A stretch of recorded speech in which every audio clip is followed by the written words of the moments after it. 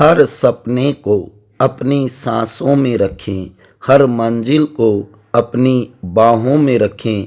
हर जीत आपकी है, बस अपने लक्ष्य को अपनी निगाहों में रखें, बस अपने लक्ष्य को अपनी निगाहों में रखें।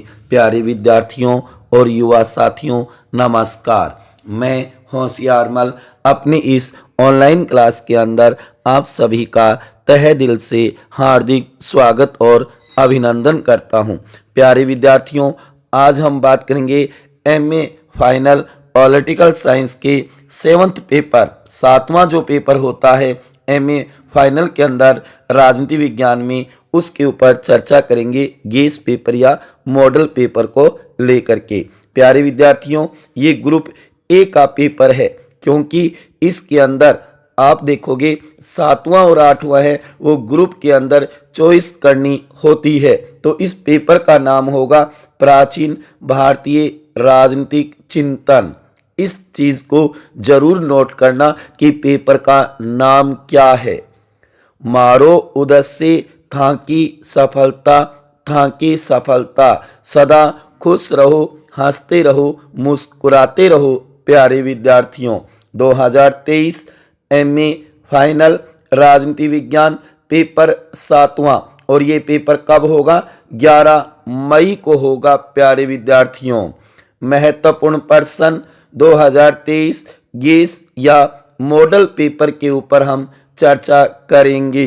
पेपर का समय रहेगा 3 घंटे, पूर्णांक होगा 100 अंक का। प्यारे विद्यार्थियों, मेरी तरफ से आप सभी को बेस्ट ऑफ लक। आपका पेपर बहुत ही बढ़िया और अच्छा जाए। पेपर में सुंदर, स्पष्ट और जल्दी लिखना। प्यारे विद्यार्थियों, अब देखो पेपर के अंदर 3 सेक्शन होंगे, section A, section B, section C, या ये कह दो खंड ए, खंड बे और खंड से। सबसे पहले हम देख रहे हैं खंड ए, सेक्शन ए के छोटे टॉप मोस्ट क्वेश्चन। पेपर में कुल 10 प्रश्न आएंगे, आपको 10 के 10 करने होंगे, कोई अथवा नहीं होगा। 50 शब्दों में उत्तर देना होगा प्यारे विद्यार्थियों, और प्रत्येक प्रश्न 2 अंक का होगा। तो इसलिए 10 × 2 बराबर 20 अंक का होगा सेक्शन ए। यहाँ मैंने 20 छोटे क्वेश्चन बनाई हैं प्यारे विद्यार्थियों। वैसे मैं बार बार कहता भी आया हूं कि छोटे क्वेश्चनों का कोई गेस नहीं लगता है, क्योंकि पेपर सेटर सिलेबस में से कहीं से भी ये मानो छोटा क्वेश्चन बना सकता है। कोई भी अर्थ पूछ सकता है, उद्देश्य है, क्या है, वर्णन उसका या उल्लेख उसका, तात्पर्य उसका, या ये मानो उस शब्द का अर्थ लेकर के भी आपसे क्वेश्चन पूछ सकता है। देखो, यहां मैंने मेरे अनुभव के आधार पे और पिछले 5-6 वर्षों के पेपरों का अध्ययन करने के बाद मैंने ये 20 छोटे टॉप मोस्ट क्वेश्चन बनाए हैं, जो आपको तैयार करने हैं। जो भी आपके पास अध्ययन सामग्री है, उसके अंदर इन क्वेश्चनों के चिन्ह लगा करके और उनके उत्तर तैयार कर लेना। चाहे आपके पास अच्छे टीचर के नोट्स हो सकते हैं, या फिर आपके पास अच्छे राइटर की टेक्स्ट बुक हो सकती है, पासबुक हो सकती है, या फिर 1 वीक सीरीज हो सकती है। और लगभग मेरे प्यारे विद्यार्थियों के पास 1 वीक सीरीज ही है ना। देखो, नंबर 1, प्राचीन भारतीय परंपरा में जीवन के 4 उद्देश्य। नंबर 2, वैदिक साहित्य के भाग लिखिए। नंबर 3, जैन धर्म की शाखाएं लिखिए। प्यारे विद्यार्थियों, इस पेपर का नाम है प्राचीन भारतीय राजनीतिक चिंतन। तो इसलिए आपको प्राचीन जो वेद है, जैन धर्म, बौद्ध धर्म, मनु, कौटिल्य, शुक्र, याज्ञवल्क्य, उनके बारे में आपको अध्ययन करना होगा। नंबर 4, मनु के सप्तांग सिद्धांत के अंगों के नाम लिखिए। जो मनु ने राज्य के 7 अंग बताए हैं, उनके नाम बताने हैं प्यारे विद्यार्थियों। जैसे कि राजा है, आमात्य है, जनपद है, कोष है, उसके बाद में आप कहोगे दंड सेना है, उसी प्रकार आप कहोगे कि मित्र है। तो ये 7 बताने हैं आपको। नंबर 5, शुक्र के अनुसार राजा के गुण बताइए। नंबर 6, कौटिल्य द्वारा वर्णित न्यायालयों के प्रकार बताइए। नंबर 7, याज्ञवल्क्य स्मृति में वर्णित राजा की शक्ति बताइए। नंबर 8, कौटिल्य के अनुसार प्रमुख विद्याएं कौन कौन सी हैं। नंबर 9, प्राचीन भारत में सभा। नंबर 10, सोमदेव सूरी ने राजा के कार्य बताए हैं। नंबर 11, महाभारत में वर्णित राज्य के 2 कार्य बताइए। नंबर 12, पुरुषार्थ क्या है, या फिर इसकी जगह बना सकते हैं त्रेयी क्या है, या फिर बना सकते हैं वेदांग क्या है। इन तीनों में से एक क्वेश्चन आने की पूरी संभावना है प्यारे विद्यार्थियों। इन तीनों को अच्छी तरीके से तैयार कर लेना। वैसे ये छोटे छोटे क्वेश्चन तो है ही, जो कि 2, 3, 4, 5 लाइनों में ही तो उत्तर बताना है। नंबर 13, कालिदास के कोई 2 ग्रंथों के नाम बताइए, या फिर कामांधक नीति सार के बारे में पूछा जा सकता है। नंबर 14, अर्थशास्त्र या मनुस्मृति पर एक संक्षिप्त टिप्पणी आ सकती है। दोनों में से किसी एक पर इसे भी अच्छी तरीके से तैयार कर लेना। नंबर 15, महाभारत की विषय वस्तु क्या है। नंबर 16, मनु ने राज्य की उत्पत्ति का कौन सा सिद्धांत दिया। देवीय सिद्धांत दिया था प्यारे विद्यार्थियों। नंबर 17, पंचशील या फिर कौटिल्य के कानून के स्तंभ पूछे जा सकते हैं। नंबर 18, अर्थशास्त्र में राज्य की उत्पत्ति पूछी जा सकती है, जैसे कि सुविधावादी बताइए, समझौतावादी। नंबर 19, मनु का धर्म से क्या तात्पर्य है, या राजपद पर टिप्पणी आ सकती है। नंबर 20, मंडल सिद्धांत या षड्य गुणी नीति क्या है, इसके बारे में भी पूछ सकता है। वैसे ये सेक्शन बी में भी आ सकता है क्वेश्चन। ठीक है प्यारे विद्यार्थियों, हर किसी को मुकम्मल जहां नहीं मिलता, किसी को जमीन तो किसी को आसमां नहीं मिलता। मिलने को तो बहुत कुछ मिलता है जीवन में, मगर किसी से दिल तो कोई दिल से नहीं मिलता। प्यारे विद्यार्थियों, तो ये था आपके सामने सेक्शन ए के छोटे टॉप मोस्ट क्वेश्चन। उसके बाद में आगे देखो, जो कि खंड ब या सेक्शन बी में कौन कौन से टॉप मोस्ट क्वेश्चन बन सकते हैं, जो आपको तैयार करने हैं प्यारे विद्यार्थियों, क्योंकि ये आपके लिए महत्वपूर्ण है। अब देखो आगे, खंड ब सेक्शन बी, जो कि इसके अंदर 5 क्वेश्चन, 5 उनके अथवा होंगे। प्रत्येक में से एक का चयन करते हुए आपको 5 क्वेश्चन करने होंगे। 200 शब्दों में उत्तर बताना होगा। ठीक है, एक प्रश्न होगा 7 नंबर का, तो इस प्रकार 5 × 7 बराबर 35 अंक का होगा सेक्शन बी। देखो इसमें टॉप मोस्ट क्वेश्चन ये 10 बनाई हैं मैंने, 1-2 या लगा करके अथवा में भी बना दिए हैं। क्या पता उनमें से भी कोई क्वेश्चन आ जाए। प्यारे विद्यार्थियों, इतना विश्वास दिलाता हूं कि आपका पेपर इसी गेस पेपर में से आएगा। आप तो केवल इन क्वेश्चनों को अच्छी तरीके से तैयार कर लो। ये भी मत सोचो कि होशियार जी सर ने ज़्यादा बता दिए। ना जी ना, ये ज़्यादा क्वेश्चन नहीं है, क्योंकि कुछ तो हमें नॉलेज भी होना चाहिए। और वैसे पेपर मैं नहीं बनाता यूनिवर्सिटी के, इसलिए ये तो केवल गेस या मॉडल पेपर है, अनुमानित क्वेश्चन है, टॉप मोस्ट इम्पोर्टेंट क्वेश्चन है प्यारे विद्यार्थियों। तो देखो 10 बनाइए, 1-2 अथवा में कह सकते हो, तो पेपर में 10 आएंगे, उतने ही तो बनाई हैं। डबल तक तो गेस पेपर बनाया जा सकता है ना प्यारे विद्यार्थियों। इतना तो आपको भी पता है, पीजी करने जा रहे हो आप, एमए के स्टूडेंट हो आप, खुद भी तो अपना गेस बनाते होंगे।